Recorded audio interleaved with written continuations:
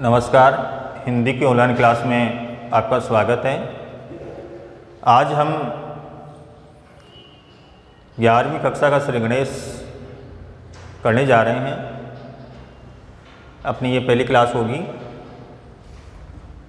सबसे पहले तो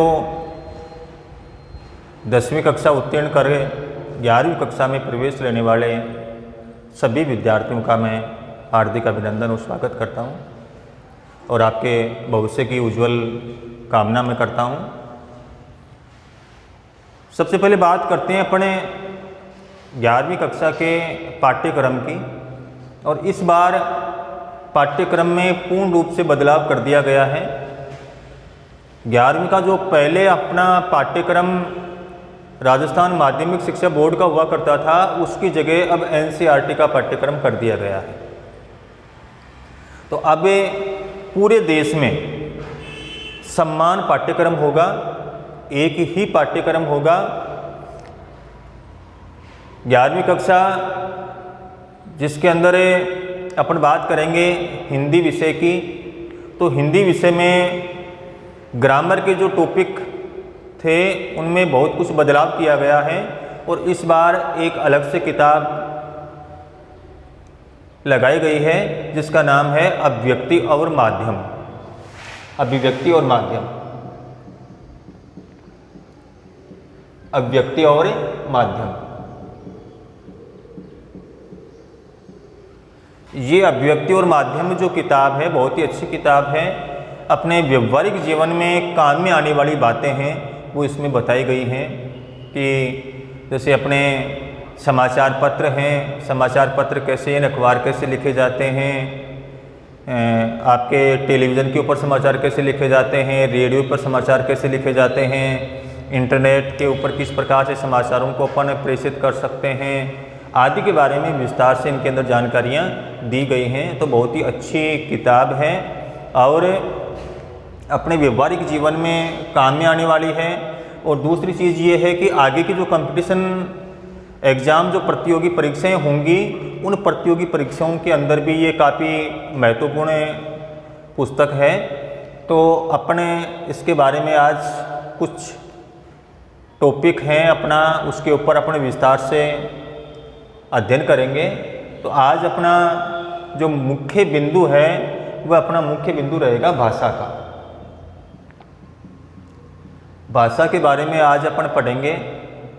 अपने को पता है कि अपने देश की भाषा कौन सी है? हिंदी। कौन सी है? हिंदी। अब हिंदी राजभाषा है या राष्ट्रभाषा? अधिकतर जो बच्चे होते हैं वो ये कहते हैं कि हिंदी अपनी राष्ट्रभाषा है, लेकिन हिंदी को संविधान में राष्ट्रभाषा का दर्जा नहीं दिया गया है। भारतीय संविधान में हिंदी को राष्ट्रभाषा का दर्जा न दे करके हिंदी को राजभाषा का दर्जा दिया गया है। हिंदी अपनी क्या है? राजभाषा है। हिंदी क्या है? राजभाषा का दर्जा भारतीय संविधान के अंदर इसको दिया गया है। और हिंदी को राजभाषा का दर्जा भारतीय संविधान में कब दिया गया? तो ये दर्जा दिया गया था कोई 14 सितंबर 1949 ईस्वी को। हिंदी को भारतीय संविधान में राजभाषा का दर्जा कब दिया गया था? 14 सितंबर 1949 ईस्वी को दिया गया था। इसीलिए प्रतिवर्ष 14 सितंबर को अपन क्या मनाते हैं? हिंदी दिवस मनाते हैं। हिंदी दिवस 14 सितंबर को क्या मनाया जाता है? हिंदी दिवस मनाया जाता है। आगे बात करते हैं कि अब भाषा है तो भाषा कहते किसको हैं?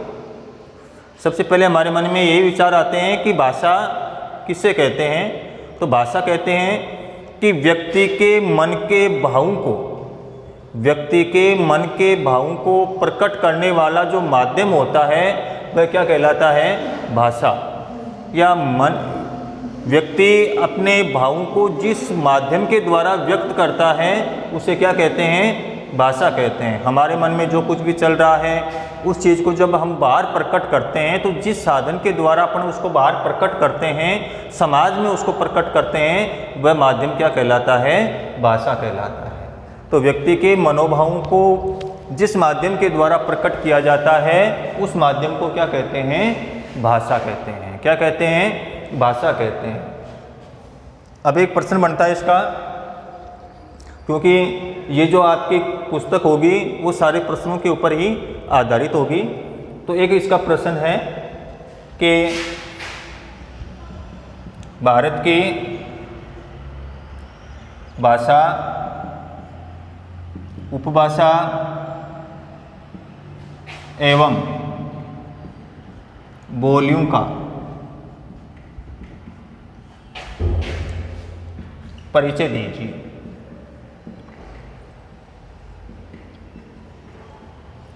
भारत की भाषा, उपभाषा और बोलियों का क्या दीजिए? परिचय दीजिए।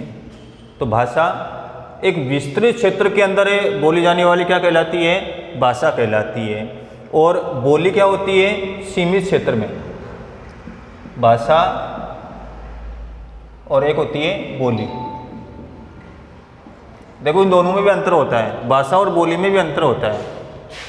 भाषा होती है जिसका क्षेत्र कैसा होता है? विस्तृत होता है, बहुत बड़े क्षेत्र के अंदर बोली जाती है। जबकि बोली का क्षेत्र कैसा होता है? सीमित होता है, छोटा होता है। बात करते हैं भाषा। भाषा जिसका अपना एक शब्दकोश होता है, भाषा जिसका अपना शब्दकोश होता है, बोली का कोई शब्दकोश नहीं होता है। भाषा जिसके अंदर साहित्य लिखा जाता है, लेकिन बोली के अंदर साहित्य नगण्य मात्रा में होता है, यानी बहुत ही कम लिखा जाता है। तो ये दोनों में क्या होता है? अंतर होता है। जिस कहते भी है ना कि कोस कोस पर पानी बदले 5 कोस पर बानी, यानी प्रत्येक कोस कोस के अंतर पर क्या बदल जाता है? पानी के अंदर क्या आ जाता है? बदलाव आ जाता है। तो 5 कोस के ऊपर क्या बदल जाती है? भाषा बदल जाती है। जैसे अपने राजस्थान की बात करें तो राजस्थान में भी अलग अलग बोलियां बोली जाती हैं। जैसे जयपुर और जयपुर के आसपास कौन सी बोली जाती है? ढूंढाड़ी बोली जाती है। सिक्कर इन शेखावाटी क्षेत्र के अंदर शेखावाटी बोली जाती है। इधर अपने मारवाड़ में चले जाते हैं, जोधपुर, नागौर और पाली की तरफ चले जाते हैं तो वहाँ पर कौन सी बोली जाती है? मारवाड़ी बोली जाती है। इधर मेवाड़ साइड में चले जाते हैं, वहाँ पर मेवाड़ी बोली जाती है। अलवर चले जाते हैं तो अलवर की तरफ मेवाती बोली जाती है। तो ये अलग अलग क्या हैं? बोलियाँ हैं। तो दोबारा देख लो, राजभाषा यानी हिंदी को भारतीय संविधान में किसका दर्जा दिया गया है? राजभाषा का दर्जा दिया गया है। और ये संविधान में कब दिया गया? 14 सितंबर 1949 ईस्वी को। इसलिए प्रतिवर्ष 14 सितंबर को क्या मनाते हैं? हिंदी दिवस अपन मनाते हैं। अब ये प्रश्न देखते हैं अपन।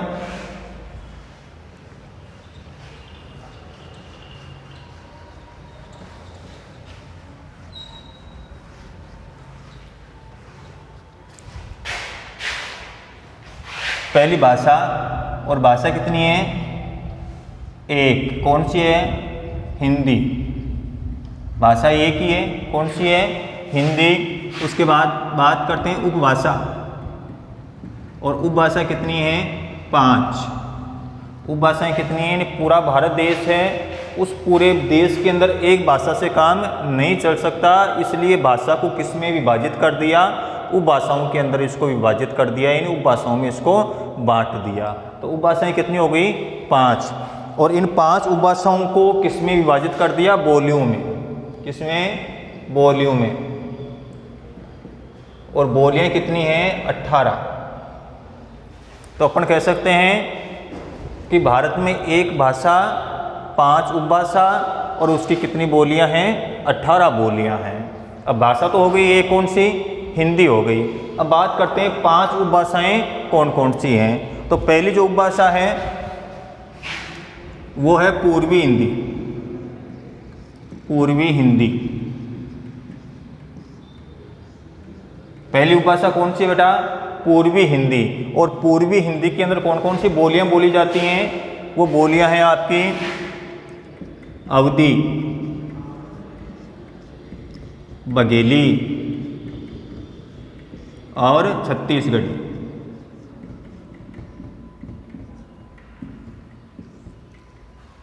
पूर्वी हिंदी में कितनी हैं? 3 बोलियां हैं। अवधी जो अवध क्षेत्र के आसपास बोली जाती है। तुलसीदास जी ने अपना जो काव्य था वो कौन सी भाषा में लिखा था? अवधी भाषा में। इन रामचरितमानस कौन सी भाषा में लिखा गया था? अवधी भाषा के अंदर लिखा गया था। अवधी के साथ साथ तुलसी ने ब्रज भाषा के अंदर भी लिखा था। बघेलखंड के आसपास जो बोली जाती है वो छत्तीसगढ़ यानी छत्तीसगढ़ के अंदर बोली जाती है, वो कौन सी है? पूर्वी हिंदी। ठीक है। इसके बाद में दूसरी उपभाषा है पश्चिमी हिंदी।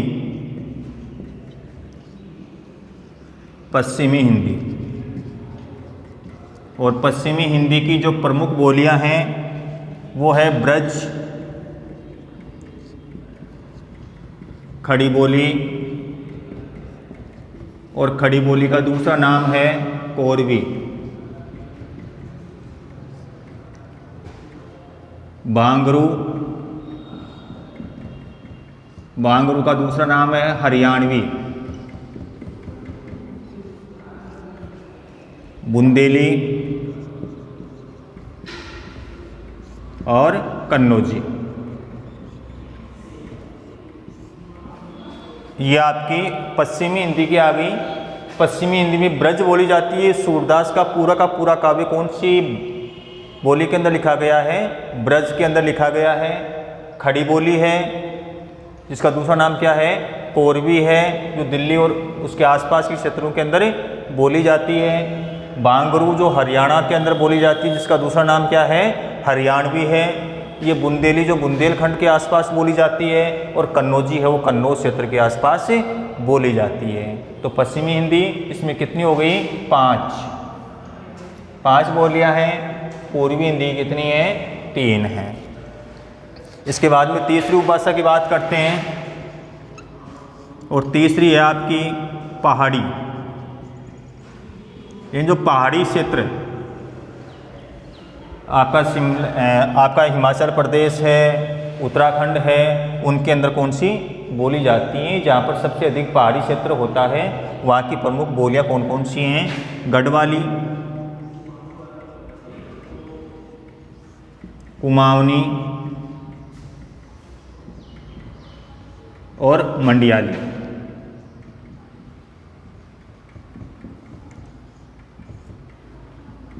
तीन पहाड़ी क्षेत्र, और पहाड़ी क्षेत्र के अंदर 3 बोलियां हैं। गढ़वाली है, कुमाऊनी है और मंडियाली है।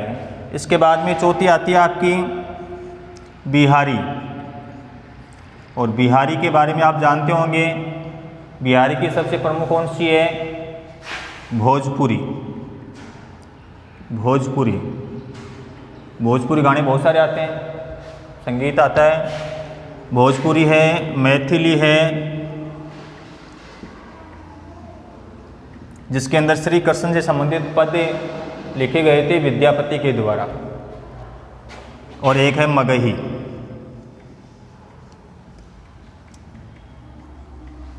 बिहारी के 3 हैं, भोजपुरी है, मैथिली है और मगही है। इसके बाद में पांचवी जो उपभाषा है, पांचवी उपभाषा अपनी राजस्थानी, और राजस्थानी के अंदर है आपकी मेवाड़ी,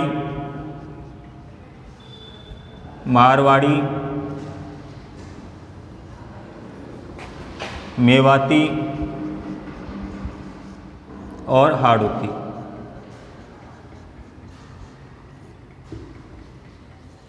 राजस्थानी में कितनी बोलियां हैं? 4 बोलियां हैं।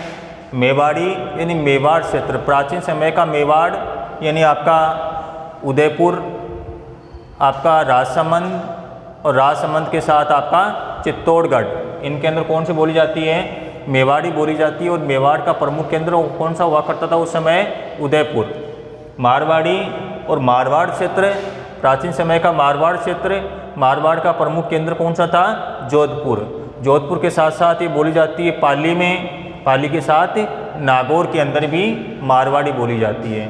मेवाती और मेवात क्षेत्र कहते हैं अलवर, भरतपुर, धौलपुर और करौली का जो क्षेत्र था वो कौन सा कहलाता था? मेवात क्षेत्र कहलाता था।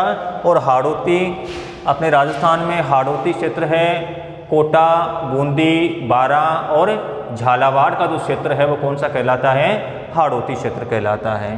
तो ये भारत की प्रमुख भाषा, उपभाषा और बोलियों का संक्षिप्त परिचय दिया गया है। 3 इसकी हो गई, 5 पश्चिमी की हो गई, 3 पहाड़ी की हो गई, 3 बिहारी की हो गई और 4 राजस्थानी की हो गई।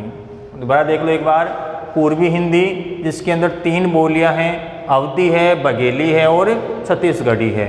इसके बाद में बात करते हैं पश्चिमी की। पश्चिमी के अंदर आपकी ब्रज है, खड़ी बोली, और खड़ी बोली का दूसरा नाम क्या है बेटा, कोरवी। कोरवी के बाद में आती है बांगरू, और बांगरू का दूसरा नाम क्या है, हरियाणवी। इसके बाद में बुंदेली और कन्नौजी। इसके बाद में आती है पहाड़ी। पहाड़ी के अंदर 3 हैं, गढ़वाली, कुमाऊनी और मंडियाली।